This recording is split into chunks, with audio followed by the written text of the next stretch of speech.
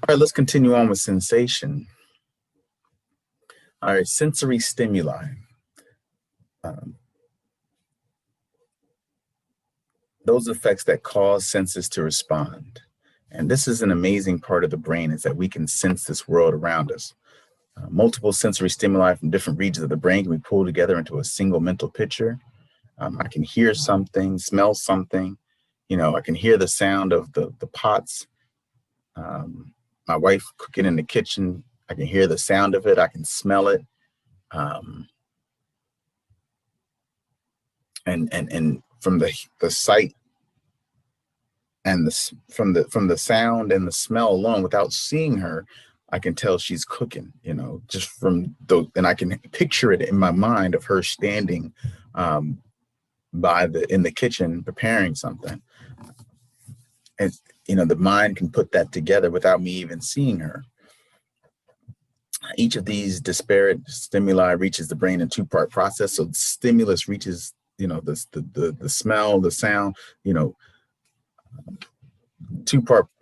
All these things reach the brain in a two-part process. Stimulus is detected by neurons in the PNS, your peripheral nervous system, and is sent as sensory input to the CNS. So it's converted into a action potential, travels, through your spinal cord, or if it's a cranial nerve, travels directly to the brain. And the CNS sensory input is sent to the cerebral cortex. Remember our cortex for interpretation. When the CNS has received all different sensory inputs, it integrates them into a single perception. Right? So it takes bunches of inputs and it can put it together into a picture. Amazing. Sensations can be grouped into two basic types: special senses, which are our general senses. What we talk about, the five senses: hearing, equilibrium, vision, smell, taste. Those are considered our special senses. And we also have general senses, detected by sensory neurons in the skin, muscles, walls of organs, joints. All right, so let's go through this. General somatic senses pertain to touch, stretch, joint position, pain, temperature. Those are your considered general senses. Two types of touch stimuli delivered. You have tactile senses. Fine or discrimination touch include vibration, 2-point discrimination, light touch. And then you have non-discriminative touch, which lacks a fine spatial resolution. Slightly different. Most general somatic senses are considered mechanical. Neurons that detect them, remember we talked about neurons that can respond to mechanical deformation. So you push on the skin and it causes an action potential. It causes the gateways to open in the neurons and for the ions to flow in and for an action potential to happen. Two major ascending tracts in the spinal cord carry somatic sensory information to the brain.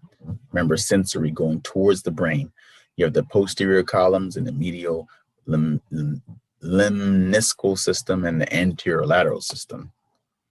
All right, so the basic pathway is this. First order neuron detects initial stimulus in the PNS. So there's a neuron detecting the initial stimulus. The axon of this neuron then synapses on a second order neuron. The second order neuron is an interneuron. It's not actually doing the sensing, but it's getting the information. It's located in the posterior horn. Remember, sensing information goes to the back of the spinal cord, the posterior horn, or in the brainstem, and relays the stimulus to a third order neuron. So you have a first order neuron which senses the touch, sends that information to the second order neuron, which is in the spinal cord or the brainstem. And then you have a third order neuron, which is an interneuron in the thalamus. Remember, the thalamus is like the gateway between your spinal cord and your brain, delivers the impulse to the cerebral cortex where we do the processing. That's where we do the processing and figure out, oh, my index finger touched my hand, for instance. All right, so that's the pathway. All right, so we have this posterior columns, medial lemniscal system, axons of neurons that transmit tactile information. about discriminative touch and axons that convey information regarding proprioception. You don't need to remember all of this, but it's neat to go through it. So it ascends through the posterior columns, the medial fasciculus gracilis carries impulse from the lower limbs. Then you have one that carries impulse from the upper limbs in the trunk, fasciculus cutaneus, cuneatus. Then the fasciculus gracilis and cuneatus axons into the medulla, synapse with second order neurons, and nucleus gracilis and nucleus cuneus, respectively. Those second order neurons dissociate, form tracts called medial lemniscus. The fibers of the medial lemniscus ascend through the pons. Remember, that's your at the top of the spinal cord, at the top of those, after you superior to the spinal cord, pons and midbrain, till they reach the third order neurons in the thalamus and go to the cerebral cortex. All right, so this is just detailing the pathway of information, sensory information. Sounds pretty complex, but it's really not as complex as it seems.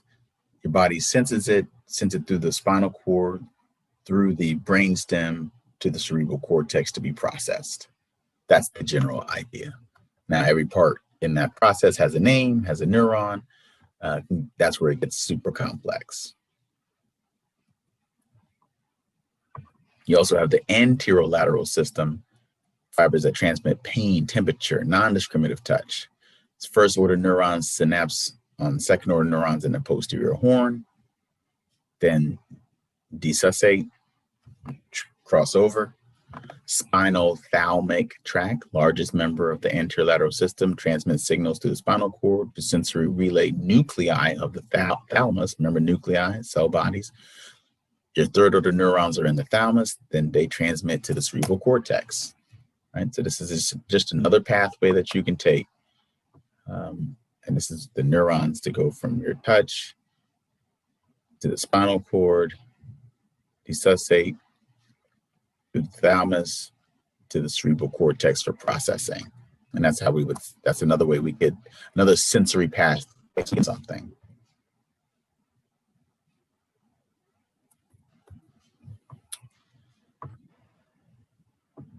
Role of the cerebral cortex.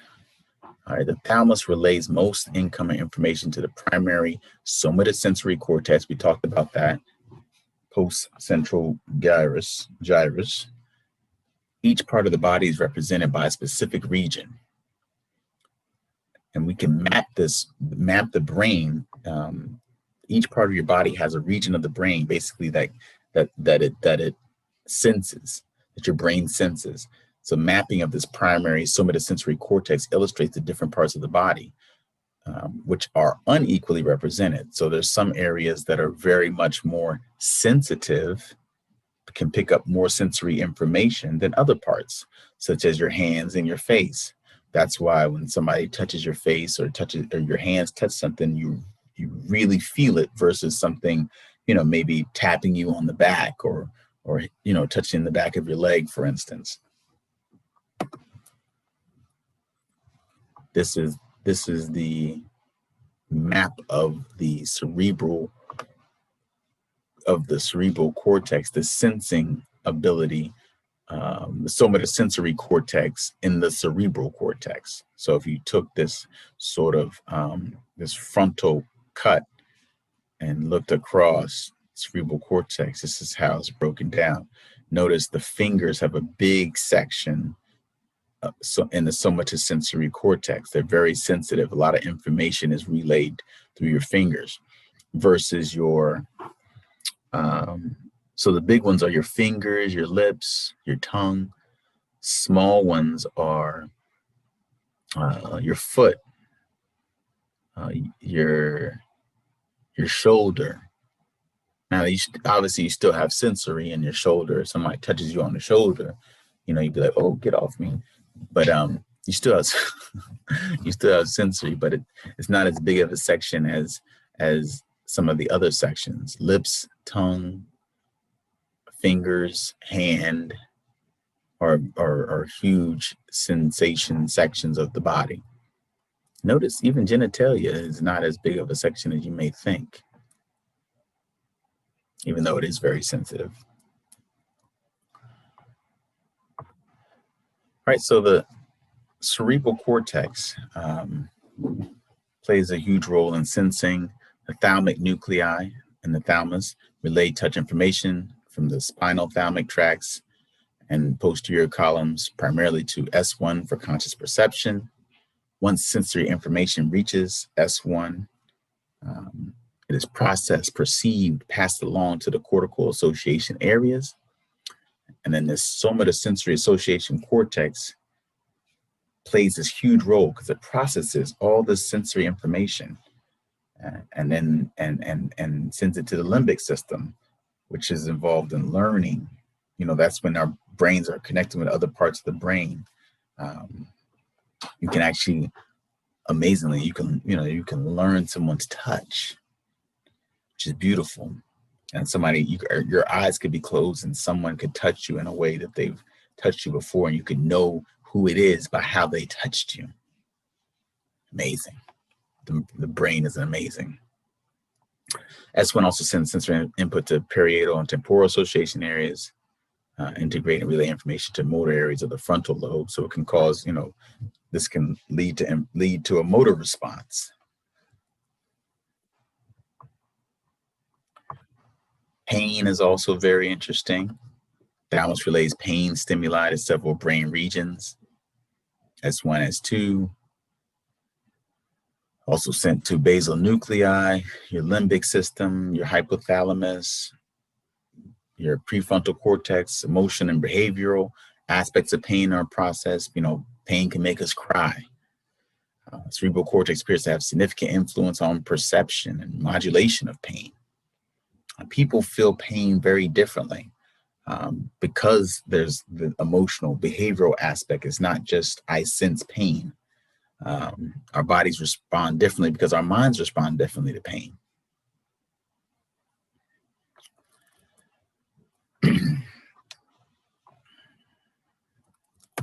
All right, and then a little bit more about, I didn't mention it on this slide, neurons in the periaqueductal gray matter release neurotransmitters called endorphins that make you feel good. Those endorphins decrease sensitivity to pain stimuli of the posterior horn neurons. So your body has a way to try to make itself feel better. It's wonderful.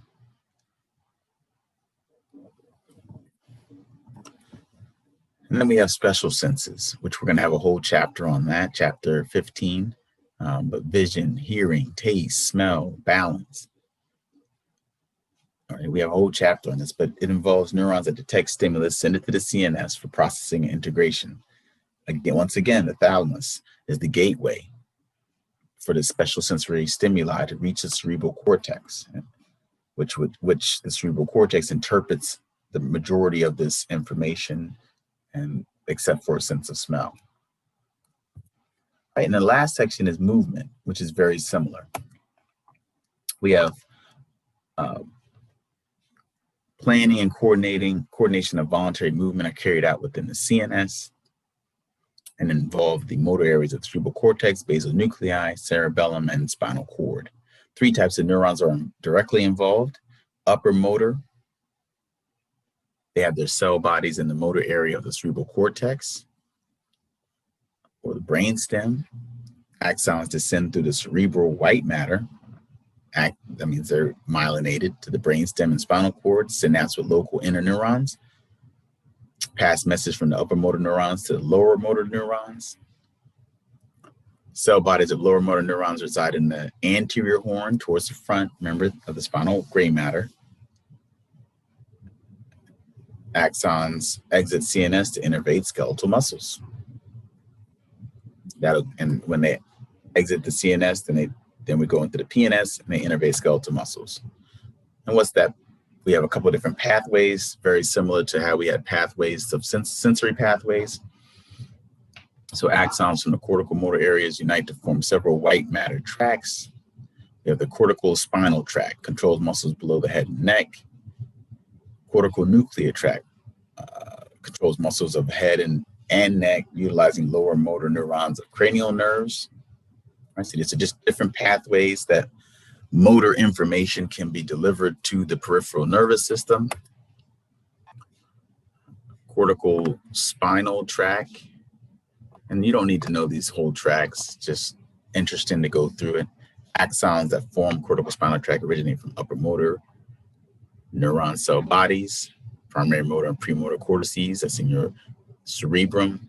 They unite, descend through this corona radiata, an internal capsule on the way to the brainstem, right? Remember the brainstem's that superior portion, superior to the spinal cord.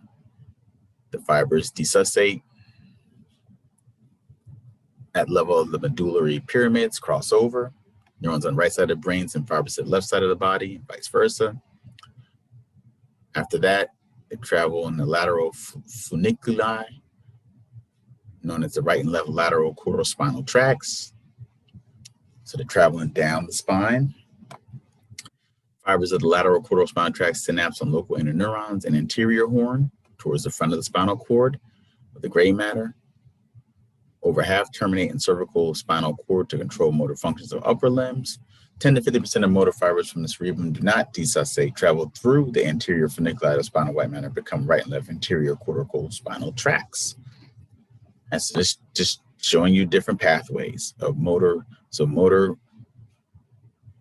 upper motor neurons, telling your, planning and coordinating motor movements, send the signal down, and eventually you're going to connect to skeletal muscle. Crosses over at the medullary pyramid, medulla oblongata, just below the thalamus. It's where we desussate, cross over. So your left controls your right side, your right controls your left side. We also have a cortical nuclear tracts, another tract, that another direction it can go. All right, let's go into role of the brain in voluntary movement. Even simple movements require simultaneous firing of countless neurons. So there's a lot of neurons involved in these actions, which we call motor programs, which require firing neurons in motor association areas, upper neurons, basal nuclei, cerebellum, spinal cord, multimodal association areas, and then we go all the way down to the PNS to complete the task. Now, we don't need to memorize all of this, but I like to go through it. Role of the cerebral cortex. So majority of the upper motor neurons, think of upper motor in the brain, planning, coordinating the activities, lower motor, executing the activities. Very simple way to remember it. Right, so majority of upper motor neurons control complex movements, reside in the primary motor cortex. We talked about that, the motor cortex, the gray matter in the brain, and the premotor and motor association areas. Plan, initiate voluntary movement. So it figures out what we're going to do. Upper motor neurons are also located in the nuclei of the brainstem, cell bodies in the brainstem. Maintain posture, balance, body position.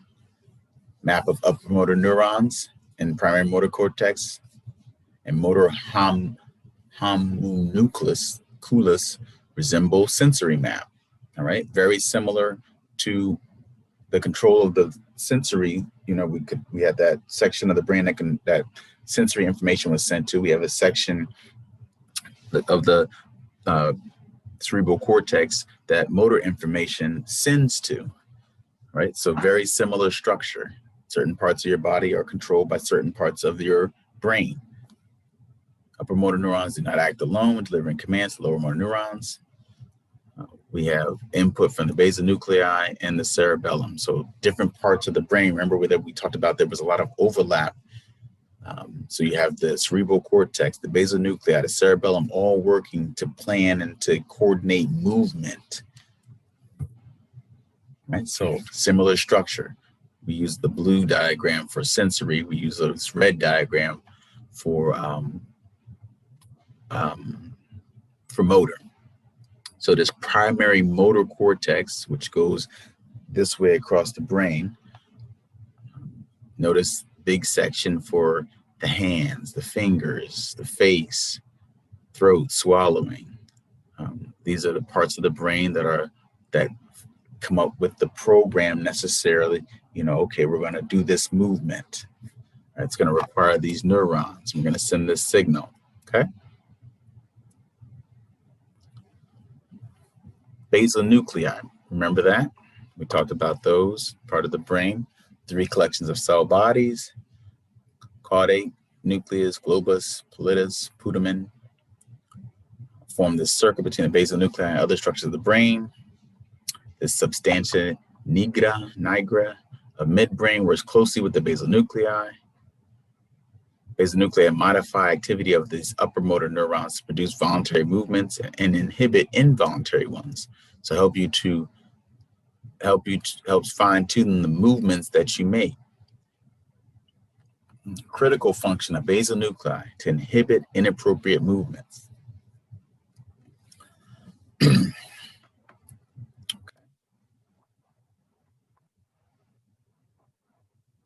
Cerebral cortex.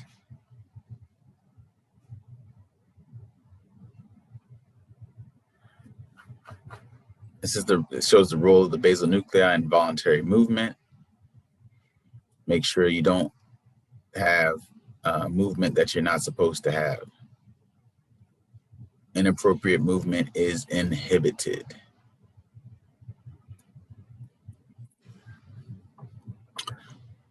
It also helps initiation of voluntary movement, another critical function.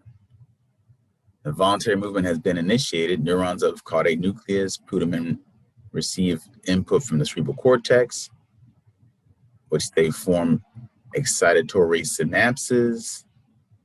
Overall effect: inhibitor, the global pallidus is inhibited, allows motor nuclei of thalamus to fire, stimulate upper motor neurons, cerebral cortex, enables motion, right? So it helps you, basal nuclei helps you not to have movement that you don't want to have, involuntary movement, but it also helps you to have the movement that you do want to have.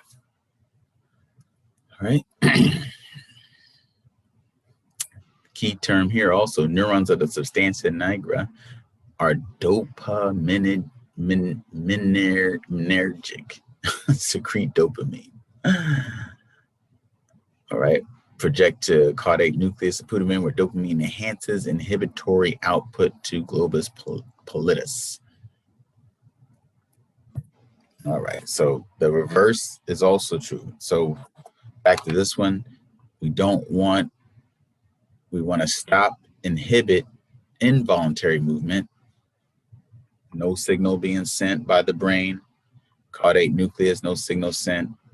Global pallidus, we inhibits the thalamus so that no upper motor neurons are stimulated. But on the flip side of that, when we do want movement, cerebral cortex, substantia nigra stimulate, caudate nucleus, putamen inhibits the global pallidus, so no signal is sent. Thalamus stimulates, upper motor neurons are stimulated. Therefore, we will have movement. A little bit more about the basal nuclei. Damage to any component of it can result in movement disorder, which is the inability to initiate voluntary movement and the inability to inhibit involuntary movements, right? So the basal nuclei plays a huge role, allows us to be able to move in the ways that we want to move, and also allows us to not move in ways that we don't want to move. So if we injure the basal nuclei, we won't be able to move how we want to move, and we will start moving in ways that we don't want to move. Right? So that's just putting those two together.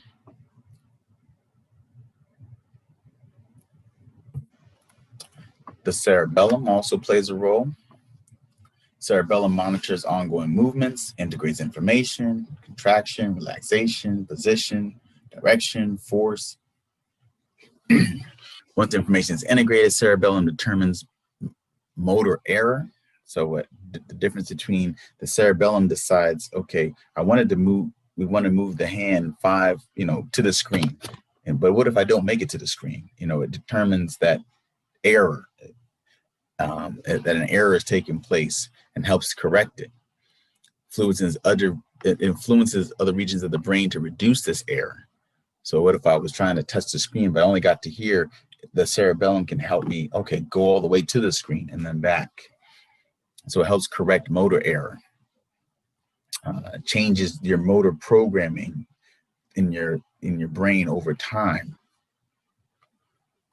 It receives input from different areas of the cerebral cortex, your pons, your ascending sensory tracts from the spinal cord, sending sensory information to the brain. Right, so your brain is working in so many different ways. Like the basal nuclei, cerebellum affects movement, modifying the activity of your upper motor neurons.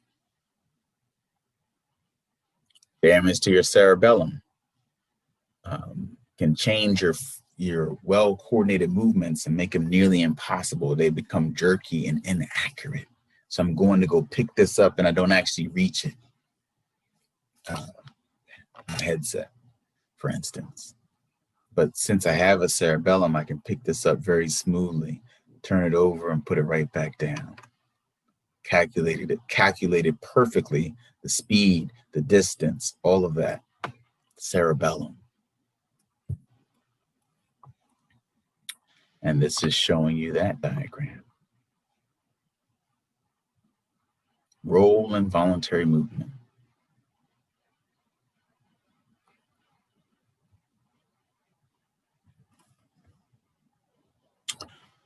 All right, showing you the big picture of CNS control of voluntary movement. Another diagram you can go over.